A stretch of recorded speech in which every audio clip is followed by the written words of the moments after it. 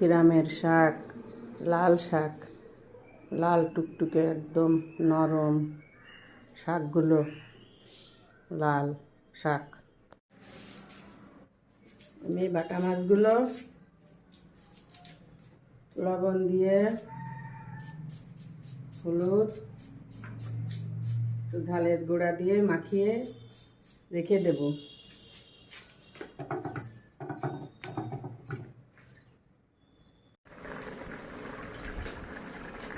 বিসমিল্লাহির রহমানির রহিম। আসসালামু আলাইকুম।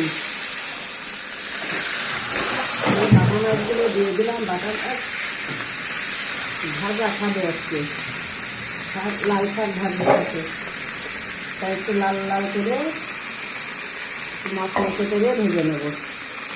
আমি লবণ, হলুদ, ঝালের গুঁড়া দিয়ে মাথায় রেখেছিলাম।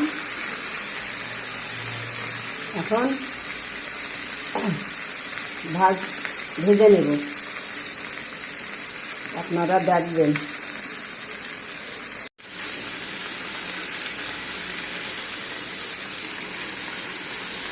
বিসমিল্লাহির রহমানির রহিম। আমি এখন লাল শাক সেদ্ধ করার জন্য পানি, কাঁচা ঝাল পরিমাণ মতো লবণ দিয়ে দিলাম। এখন শাকগুলো সেদ্ধ করে নেব। লাল শাক তো এই জন্য হলুদ দেব না,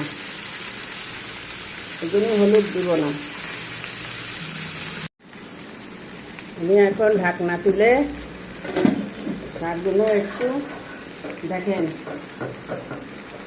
নাড়াচাড়া করে দেবো। একদম কমে গেছে। ঢাকনা দিয়ে ঢেকে দিলে শাক তাড়াতাড়ি সেদ্ধ হয়ে যায়।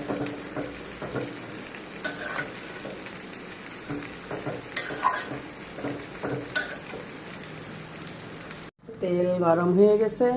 আমি এখন পেঁয়াজ, রসুন দিয়ে দিলাম শাক তেলে দেওয়ার জন্য। একটু লাল লাল করে ভেজে নেব। লাল লাল করে ভাজা হয়ে গেছে। আমি অল্প কটা গোটা জিরে দিয়ে দিলাম।